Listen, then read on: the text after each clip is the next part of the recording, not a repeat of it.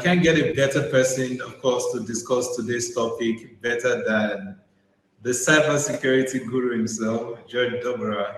Hi, George. It's been a very long time, and welcome to the Tech Talk Show. Hi, Kazeem. So I'm very glad to see you again online. Last time we met, I think, in person, it was in Lagos a few years ago. I had the pleasure to attend a great conference in Lagos, and I think you've been even my student, yeah, because I was very happy to deliver an ethical hacking training at the time. I have very good memories. You've been one of my best students. Hello, everyone. Yeah, my name is George. I'm involved in cybersecurity consultancy program from different organizations and military organizations, commercial organizations, financial organizations. And I'm very happy to meet so many people. I think I was visiting in person, doing my job, more than 30 countries on different areas of the world. I was very happy to meet people and to help them to better protect the asset of themselves and their organizations. I was delivering many training programs, preparing cybersecurity specialists as ethical hackers, penetration testers, threat intelligence analysts, chief information security officers, and so it's a long list of preparation. I was very happy to help people to certify, and we are keeping in touch. Yeah. So let's start with the importance of cybersecurity. I mean, you're a very well experienced security practitioner. So let's hear from you why security is so important to every individual today and every organization, especially today. Why do we need to take security so seriously? Well, I would say that without considering seriously cybersecurity, actually a company nowadays cannot survive. Any kind of company. Even the privacy of individuals may be seriously affected, and I'm talking about people working for a particular organization, but I'm talking about the individuals, members of society. They cannot survive without considering security. Security is a job of everyone in an organization.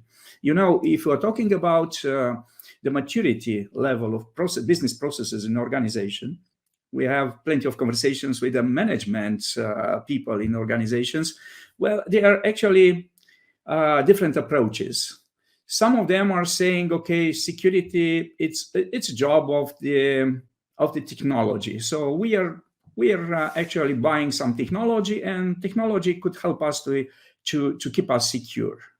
And they're very disappointed, actually, especially the management guys, to learn that it's not possible to buy just a box. Doesn't matter how much you're investing, how much it's costing it, but you won't be 100% secure, because the security, it's a job of everyone. So instead of seeing actually people in organization as being the weakest link in a security chain, we should see our people as frontline defenders. That should be actually a switch in the approach of many organizations. So security, it's a job of everyone in organization. From all peoples, and including the management, should be involved here. And there are 4 different levels of maturity approach towards security in organization. So the first level, the basic one, so the security, it's job of technology. So we are buying some boxes and we should be protected. The next level is that one, security is a job of the IT department or the security guys in our organization, but definitely it's not my job. The next level of maturity, a bit more advanced, it's okay, the management of the organization should keep our business secure, but still not my job. And the most mature approach is that one: security is job of everyone. Everyone should be involved, because otherwise, so the security chain is not working. Yeah, you are missing some links. Some links are very weak, and the business unfortunately cannot survive. And this is very important for any organization, and as well even for all individuals, because we are connected each other. Yeah, and we have to consider every single person in our team of people we're interacting with in communities. Yeah, should be aware on security, protection of personal information, privacy. So I think for this reason, it's very important to consider, security a job of everyone. So cybersecurity attack is taking place every time now, and the statistics just continue to rise. So if I want to ask you now, what would you say are your top 5 security threats that we have out there today? Well, this is a difficult question to answer, honestly, because it's difficult to select just 5 main threats. Actually, there is a long list we're identifying of threats, and we have no idea which one may be exploited by the guy or by internal guys in our organization, intentionally or accidentally, and creating a huge damage on the business of our organization, honestly. But okay, let's try to summarize. I have to think, well, to consider the most important threats, to provide a rank, top 5, let's see. Yes, okay. Exactly. Based on the concerns of my customers, I would say that ransomware attacks are posing the highest threat to many organizations, because ransomware attacks are very sophisticated nowadays and could create a big damage to the business processes in an organization. And we are migrating now from the basic attacks using just maybe encryption tools in order to ask some money, in order to provide the decryption key. Those are the basic attacks. But now we're seeing more and more complex attacks, double extortion and triple extortion. And the traditional techniques of defense are not helping you too much, because for years we were saying, okay, if I do have a good backup, I don't have to care too much about the ransomware attacks. The impact will be limited. But nowadays we're seeing double extortion, triple extortion. So you can survive, your business could survive if you're not paying, yes. But before encrypting your files, we did copy all your databases, including the information about your partners, your business partners. If you're not going to pay, we're going to publish this information online. And this could be it's not just about the violation of law, but if you're going to, if you're not considering seriously this threat, but could pose a huge threat on the image of the company, on the relationship with your customers, partners. Okay, so ransomware attacks are now in top. Second, if you're asking me, I should consider maybe second threat, supply chain attacks. Supply chain attacks are awful nowadays, Why? Because actually you remember maybe some attacks like Kazeem or SolarWinds attacks. The smart attackers, they were targeting the suppliers, in top. And there is an ecosystem of connections. So such a security company that could be a target, and they are offering security tools to thousands and thousands of customers, and all customers may be affected just because the normal updates, their tools are deploying a malicious tool. So supply chain attacks are a nightmare, because of the huge impact created maybe potentially to thousands of organizations. So to consider, I would say as well, another one, I think is the third one, You did ask to name, but 5, phishing attacks, We are more familiar with phishing attacks, social engineering, and I think those attacks are actually still in top of the attacks, being considered in advanced persistent threat attacks, like ransomware attacks, being considered just an entry point, a very convenient entry point for the attackers to target your organization. Yeah, they can bypass your protection barrier very easily using social engineering attacks, phishing. And so now we are seeing a lot of artificial intelligence tools involving in generating such attacks. So they are not sending you just a phishing email, but they're sending you, they're calling someone, it's calling you, your boss, it's calling you, instructing, providing you to some instructions to transfer some money. And you recognize the voice of your boss, the inflection of the voice, his accent. So you do believe you're talking to the right person, but it's a fake conversation, yeah, generated by AI. Okay, to name two more, yeah. Shadow IT. Yes. Shadow IT concept, yeah. So many companies are embracing now this concept of bring your own device, yeah. So people they have the access to the business applications using their personal devices, yeah, smartphones. So it's very efficient for the business, yeah. It's very productive. But in the same time, the users, they do have the capability to install on their devices any software they want. Yeah, it's impossible to whitelist or to blacklist the applications as we are doing on normal laptops. For example, we're controlling by group policy or some other tools. It's difficult to control this. Yeah, it's a nightmare, shadow IT, and they can uninstall apps, maybe downloading malicious applications, and this could create a damage to their assets.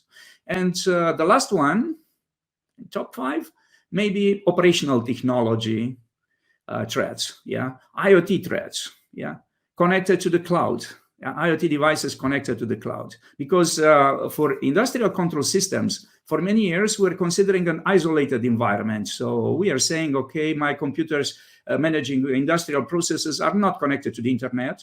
So there is not so much threat if we are missing updates, we're not managing those old systems and so. But now we're connecting. This is a huge benefit. IoT, yeah, it's bringing us. So it's an opportunity to connect the IoT devices and to connect, actually, to make this connection between operational technology, industrial control systems, and the IT systems. But there are a lot of challenges related to operation to IoT. If not very well managed, we are not managing this. And many organizations, they are not very well prepared in order to embrace this new technology, connecting, managing everything through the IoT devices, IoT platforms. So there is an advantage of using IoT devices, but in the same time, that could be very challenging for organizations. Yeah, we have to consider this. I think I did ask this. It was a complex question, yeah. So those are my top. Threats. Yes. We have to consider more, of course, definitely. So now you've given us your list, but I think it's also important to know how to protect ourselves, right, from all these threats and attacks. Some of this you've mentioned, right? So what are some of those ways that we can counter and protect ourselves from some of these cyber attacks that you mentioned? So first of all, we have to protect our assets as individuals, yeah, as persons and individual persons. And second, we are working for different companies, and we are insiders for those companies we are working for. So it's a complex environment. And we have to learn. It's applying not just to the IT or security people to learn about protection, to learn how to protect against social engineering attacks, to make a difference, for example, between a malicious email, a fake email, and an original one, an authentic one. And this actually could be, this level of protection could be reached only by efficient security training, security awareness training. It's something that I do recommend to consider very seriously for by all organizations. Yeah, to consider additionally to that, it's part of the strategy. Security is the job of everyone. We have to build that human firewall in an organization, and human firewall is built by people, yeah, because all of us must be, we must be aware of security and to learn to be familiar with cybersecurity. For this reason, I'm actually pushing myself, trying to push myself some programs, even to some governments, to introduce the cybersecurity education from early stage of education. Students in the primary classes, in the schools, in the high school, and university students, yeah, should attend some classes, create awareness, making some tests, yeah, because it's very important for an organization to make some assessments and to identify the vulnerable environment and the vulnerable people. So again, we have to learn to protect ourselves. Yeah, this is something we are not expecting someone else to protect us. That could be a limited approach. We have to learn to protect ourselves. We have to learn how to protect. We have to join some assessments, yeah, and to learn a lot about this. You know, security, or should I say cybersecurity today, is one of the most popular and important area of technology, right? So what are some of these trends that you are noticing, being a security expert yourself, that can redefine cybersecurity in the near future? Yes, definitely, because the traditional techniques, maybe anyone is familiar with the legacy approach, the standard approach. So we are building in an organization, for example, we are creating a perimeter network, we're implementing some firewalls, some traditional techniques of protection, we're installing an antivirus, maybe an intrusion detection systems, and we're expected to be protected. But definitely this approach, it's useless nowadays, yeah. And we have to consider something more helpful. On the other hand, if you're considering the landscape of a single organization, no single organization actually can invest, don't have resources, don't have skilled people in order to protect themselves against the modern attacks, sophisticated attacks. Who can protect? Who can provide us better protection?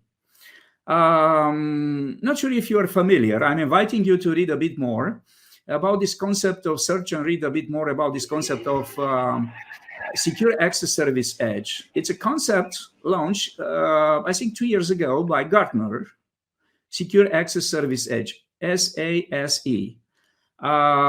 It's redefining actually the concept of security, moving the main security services to the cloud. Well, this 2 years ago, it was a bit strange to see, because people, they had a lot of concerns related to security features of cloud platforms. But now many organizations, they did understood this is probably the only efficient technique to be capable to resist against advanced attack, to deal, because the cloud platforms like Azure, AWS, Google Cloud, and so they are the only players in this big war of cybersecurity, cyber war, capable to provide protection. Yeah, this is because they have huge resources. They could invest. Yeah, they started a few years ago with limited protection, like a firewall, network security group, so very basic protection. But now we are seeing a different strategy. Yeah. We can see, for example, the cloud providers are offering us full SIEM, security information and event management platforms, or security orchestration and automated response, which is very important. If I'm talking, for example, about Microsoft, now they do have, beside Azure Security Center, they do offer Azure Sentinel, which is a full security orchestration and automated response. And this is protecting not only the resources hosted in the cloud, but this is protecting as well the endpoints, the IoT devices installed in our ICS systems, our workstations in the internal environment. So it's a full integrated platform. And this is actually working with a selected number, a limited number of security providers. They do provide as well as such platform is providing networking services, software services. It's an integrated platform. We're limited the number of the components in the security chain because this is a nightmare sometimes when you are approaching the security chain. Attacks against supply chain. Because we have too many partners. And the tools are not very integrated. If you're installing some particular security tools, they're inviting you to add so many exceptions or even to turn off the firewall in order to monitor your environment. This is not acceptable. So for this reason, I'm trying to promote actually this new approach to move even the security resources to the cloud. The security services, including complex antivirus protection, monitoring, DLP, and so beside the networking tools and software tools which are already available for us in the cloud, offering the cloud. So this is actually my opinion. What advice do you have for anyone looking to build a career in cybersecurity? How would you want to advise these people? It's a very interesting question. There are so many opportunities now for people. They want to embrace a career in cybersecurity is creating so many opportunities. So I read a report that at this moment around the world there are more than 3.5 million of cybersecurity jobs unfilled. So there is room for anyone. So the unemployment rate for skilled people in cybersecurity is definitely zero. There is a huge demand, and of course we have to establish a path, in approaching this career, and that depends of your passion, because some people they want to focus more on developing platforms to learn about security of the development tools. They're more familiar with the programming languages. Some other guys they are more familiar with the infrastructure, for example. But you have to study seriously. You have to pick your career. No one can do everything in cybersecurity. We are working anytime in teams. This is very important to consider. So don't struggle too much to do everything, to be familiar with everything, because instead, you should prefer to specialize. You should be maybe member. You should consider to be maybe a member of the blue team as a defender, incident response team member, or maybe forensic investigator. You should be a member of the red team, like ethical hacker, penetration tester. And you have to achieve some knowledge. You have to learn a lot. You have to decide your path. You have to learn a lot. You have to certify, to pass certification exam, because otherwise no one is believing you that you are capable to do a particular job. And you need to practice a lot. This is very important. Practicing is very important in cybersecurity. It's not just about you should be familiar with theory, the frameworks, but you have to practice a lot. And there are plenty of trainings available online that could help you in order to guiding your steps, making you to certify step by step. And learning is never stopping in cybersecurity, because so many things are happening overnight, and you have to update your knowledge every time. And if you are asking me about the specific directions, I will recommend you to go to be more familiar, try to learn a lot about cloud security in our situation. Because the cloud is the future. I told you this concept of secure access service edge. So we are going to move the security services in the cloud, and it's a huge demand of skilled people managing security in the cloud.